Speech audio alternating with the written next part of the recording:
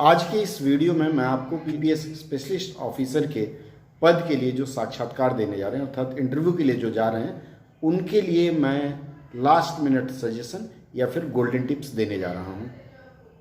हो सकता है आज का वीडियो थोड़ा सा लंबा लगे, लेकिन मैं चाहूँगा कि अगर आप सफलता पाना चाहते हैं तो इस वीडियो को अंत तक अवश्य देखें। जब आप कहीं भी इंटरव्यू के लिए जाते हैं, साक्षात्कार के लिए जाते हैं, तो वहाँ पैनल में 3 से 5 लोग बैठे रहते हैं। वे जो 3 से 5 लोग हैं उनमें एक साइकोलॉजिस्ट होते हैं, दूसरे आपके सब्जेक्ट एक्सपर्ट होते हैं। जैसे बैंक के लिए जा रहे हैं स्पेशलिस्ट ऑफिसर के लिए तो एक जनरल बैंकिंग के ऑफिसर होंगे, और उसके बाद साथ में स्पेशलिस्ट ऑफिसर, जैसे आप हिंदी के पोस्ट के लिए जा रहे हैं तो हिंदी वाले ऑफिसर होंगे, अगर आप आईटी के लिए जा रहे हैं तो आईटी के होंगे, और इसी तरह के अलग अलग संवर्ग के अधिकारी वहाँ बैठे होंगे।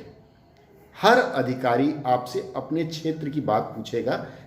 3 चीज़ें महत्वपूर्ण होंगी किसी भी साक्षात्कार के लिए। सबसे पहला है बॉडी लैंग्वेज, दूसरा सब्जेक्ट नॉलेज, और तीसरा है अपने आसपास की जानकारी। इसके पहले वाले वीडियो में मैं बॉडी लैंग्वेज पर विस्तार से चर्चा कर चुका हूं, आप उसे देख लें। बॉडी लैंग्वेज के बाद जो मुख्य चीज़ है वह है सब्जेक्ट नॉलेज। देखिए, उसमें चूंकि आपकी लिखित परीक्षा में, रिटन एग्जामिनेशन में आपसे चीज़ें पूछी जा चुकी होती हैं, इसलिए अधिक चीज़ें न पूछ करके जनरल चीज़ें, सामान्य सी चीज़ें पूछी जाती है। जैसे मान लीजिए आप राजभाषा अधिकारी के पद के लिए जा रहे हैं, तो राजभाषा से संबंधित जितने भी प्रावधान हैं भारत सरकार के, वे आप जानते हैं कि नहीं जानते हैं। अगर उन प्रावधानों की जानकारी है, उसमें से कुछ प्रश्न पूछा जाता है सामान्य सा, जैसे धारा 3(3) क्या है, राजभाषा अधिनियम कब बना, राजभाषा नियम कब बना। उसके बाद इस पर मैंने एक वीडियो डाला हुआ है मेरे चैनल के प्लेलिस्ट में। राजभाषा करके एक प्लेलिस्ट है, उस प्लेलिस्ट में मैंने 2 मॉक इंटरव्यू डाला हुआ है। मैं चाहूँगा कि अगर आप लोग राजभाषा के लिए जा रहे हैं तो उसको जरूर देख लें, वो लिंक यहाँ पॉपअप करेगा थोड़ी देर में। सब्जेक्ट नॉलेज जब आपने प्रदर्शित कर दिया, उसके बाद तुरंत जनरल बैंकिंग वाले प्रश्न पूछते हैं। मान लीजिए आपका इंटरव्यू पंजाब नेशनल बैंक में हो रहा है, या बैंक ऑफ बड़ौदा में हो रहा है, या फिर बैंक ऑफ इंडिया में हो रहा है। आप ध्यान देंगे कि जिस बैंक में आपका इंटरव्यू हो रहा है, जिस बैंक के प्रांगण में, अर्थात उस दिन का ठेका, इंटरव्यू का कॉन्ट्रैक्ट उस बैंक ने लिया हुआ है, और वह भी एक पार्टिसिपेंट है आईबीपीएस में, तो उस बैंक के बारे में पूरी जानकारी जुटा लीजिए। बैंक कब पैदा हुआ और अभी उसका नेटवर्थ क्या है, थोड़ा बहुत इतिहास, उसके सीएमडी कौन है, ये सारी जानकारी आपको उसके वेबसाइट से मिल जाएगी। अब तक आप लोगों ने नहीं देखा होगा, जरूर देख लीजिएगा। जैसे कलकत्ता में जो लोग जा रहे हैं उनको पंजाब नेशनल बैंक मिला हुआ है, अर्थात पंजाब नेशनल बैंक उनका साक्षात्कार ले रही है, तो आप पंजाब नेशनल बैंक के बारे में सारी जानकारी जुटा लीजिए, सब कुछ उनके वेबसाइट पर मिल जाएगा। कैनरा बैंक है। इसके अलावा आपने जो चॉइस भरा है, फर्स्ट चॉइस, सेकंड चॉइस और थर्ड चॉइस, जिन जिन बैंकों का आपने नाम भरा है अपने एप्लीकेशन फॉर्म में, आवेदन पत्र में देख लीजिए, और उन बैंकों के बारे में भी थोड़ी जानकारी जुटा लीजिए। आपसे पूछा जा सकता है कि आपने first preference bank of Baroda या कैनरा, इस बैंक को ही क्यों दिया। आपके पास उस प्रश्न का जवाब होना चाहिए। यह जानकारी पूछने के बाद फिर तुरंत जनरल बैंकिंग के एक्सपर्ट्स आपसे पूछ सकते हैं। जनरल बैंकिंग में आपसे क्या पूछा जा सकता है, बैंकों का प्राइवेटाइजेशन, बैंकों का नेशनलाइजेशन। यह जरूर पूछा जाएगा कि बैंकों का प्राइवेटाइजेशन कितना गलत है। निगेटिव प्रश्न पूछा जाता है आपसे, आप उसको अपनी तरफ से पॉजिटिव रूप में जवाब देने का प्रयास करेंगे, लेकिन इतना भी पॉजिटिव ना हो जाए कि आप कुछ गलत बता जाएं। जैसे बैंकों का प्राइवेटाइजेशन क्यों जरूरी है, क्योंकि आप बैंक के अधिकारी बनने जा रहे हैं, तो आपको जस्टिफाई करना होगा कि प्राइवेटाइजेशन ना करके उसके कार्य प्रणाली में थोड़ा परिवर्तन किया जाए तो प्राइवेटाइजेशन की आवश्यकता नहीं पड़ेगी। तर्क देंगे आपको कि नहीं नहीं, बैंक में काम नहीं हो रहा है, प्राइवेटाइजेशन से रेवेन्यू बढ़ेगा, उस पर आपको बात करनी है। उसके बाद बैंकों में जो धोखाधड़ी हो रही है, कई बार उससे संबंधित बातें पूछ सकते हैं। आपने सुना होगा बड़े बड़े दिग्गज बैंकों से उधार लिया और पैसे लेके कहीं चले गए, गुम हो गए। इस पर भी प्रश्न आ सकता है कि मान लीजिए इस तरह की धोखाधड़ी होती है, उसको रोकने के लिए क्या उपाय किया जा सकता है,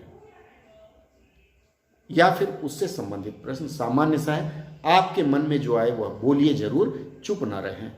क्योंकि ऐसे क्रिटिकल क्वेश्चंस, ऐसे कठिन प्रश्नों पर ही आपका व्यक्तित्व निर्धारित होता है कि आप अंदर से क्या है वो पता चलेगा। जनरल बैंकिंग के बाद फिर आपसे जैसे राजभाषा के लिए जा रहे हैं तो राजभाषा में कंप्यूटर से संबंधित चीज़ें भी पूछी जाएगी, जैसे ट्रांसलेशन टूल क्या क्या हैं, आप किस टूल का व्यवहार करते हैं, इस तरह की चीज़ें रहेंगी।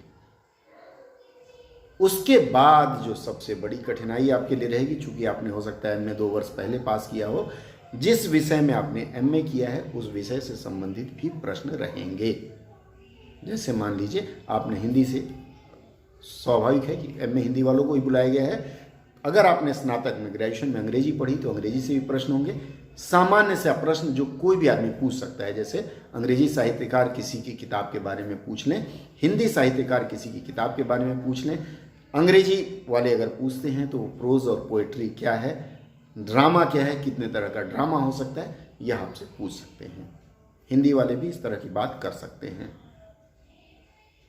आप करेंगे क्या, 2-3 अंग्रेजी के फेमस प्रसिद्ध जो लेखक हों, कवि हों, उनकी कुछ रचनाएं, उनका बायोडाटा पढ़ लीजिए, वह पढ़ के जाइए। हिंदी के भी जो प्रसिद्ध रचनाकार हैं उनका बायोडाटा पढ़ लीजिए, उसमें उनकी लिखावट, उनकी किताबें, उनकी अच्छाइयाँ बुराइयाँ सब कुछ लिखी होती हैं, वह सब पढ़ के जाइए। अमूमन जयशंकर प्रसाद, रामधारी सिंह दिनकर, पंत और निराला, उसके बाद प्रेमचंद, इन 5 लोगों के बारे में हिंदी में पूछा जाता है। अंग्रेजी में शेक्सपियर, अंग्रेजी में किट्स, अंग्रेजी में शेली और अंग्रेजी में विलियम वर्ड्सवर्थ, 5 लोगों का पूछा जाता है। कभी कभी आपसे रविंद्रनाथ टैगोर के बारे में भी पूछा जा सकता है, क्योंकि उन्होंने हिंदी अंग्रेजी दोनों भाषाओं में लिखा है। और मैं आपको बता दूं कि रविंद्रनाथ टैगोर अंग्रेजी अथवा हिंदी में लिखने से पहले मैथिली भाषा में भी लिखा करते थे। गूगल कीजिएगा, आपको सारी जानकारी मिल जाएगी। सब्जेक्ट नॉलेज आपने जो पढ़ाई की है उसके ऊपर, उसके बाद कोई शब्द आपको 2-3 शब्द, अधिक नहीं, 2-3 शब्द आपको बैंकिंग टर्मिनोलॉजी से दिया जा सकता है, वो जनरल बैंकिंग के टर्म्स होंगे। इनका एब्रीविएशन बताइए, एब्रीविएशन क्या है, मतलब एब्रीविएशन देंगे, उसको आप व्याख्या कर देना है। आपसे कुछ प्रश्न किया जाएगा। और आज के समय में सबसे ज्वलंत जो चल रही है बातें, वह डिजिटल करेंसी और क्रिप्टो करेंसी के बारे में चल रही है, पढ़ लीजिएगा थोड़ा बहुत। और दूसरी बात है कि अभी विश्व युद्ध जैसा माहौल बन रहा है, तो हो सकता है प्रश्नकर्ता आपसे इसके बारे में भी 2-4 प्रश्न कर लें। इसका भारत की अर्थव्यवस्था पर क्या प्रभाव पड़ेगा, इतनी जानकारी ही पूछी जाएगी घुमा फिरा करके। अधिकतम आपसे 10 से 15 मिनट बातचीत की जाएगी। हो सकता है शुरुआत में आपसे कहा जाए टेल अबाउट योरसेल्फ, 2 तरह का होगा। जैसे फायर ब्रांड होगा, तो फायर ब्रांड में क्या होता है, एक साथ 7-8 प्रश्न पूछ लेते हैं, रैपिड फायर इंटरव्यू बोलते हैं। तैयार रहिएगा। जो प्रश्नकर्ता प्रश्न पूछता है ध्यान से सुनना है, ये नहीं कि मेरे जैसा यहाँ से आया और यहाँ से बाहर निकल गया, चूँकि है नहीं ना, ऐसा नहीं होना चाहिए। चीज़ें आपको ध्यान से सुननी है और फिर एक एक करके उसका जवाब देना है।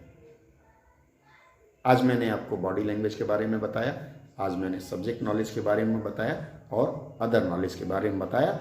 बस इतनी तैयारी कर लीजिए और जाते जाते आप आज ही अपने सारे डॉक्यूमेंट्स चेक कर लीजिए, जांच लीजिए, जो जो मांगा गया है वह सब ले करके जाइए, जो अधिक है, एक्स्ट्रा है, वह भी ले करके जाइए, क्या पता कब क्या मांग लें।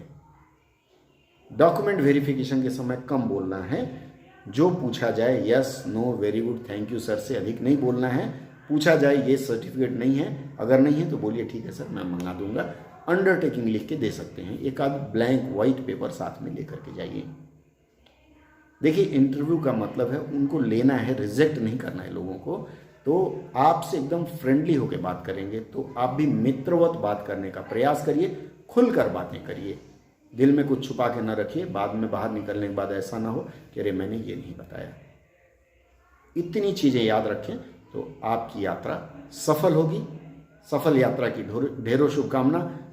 आशा है कि आप वापस आने के बाद मेरे इस वीडियो पर ज़रूर कमेंट करेंगे कि आपसे क्या प्रश्न पूछा गया और मैंने जो बताया उससे अलग क्या था। बहुत बहुत धन्यवाद आप सबको। जय हिंद और जय हिंदी।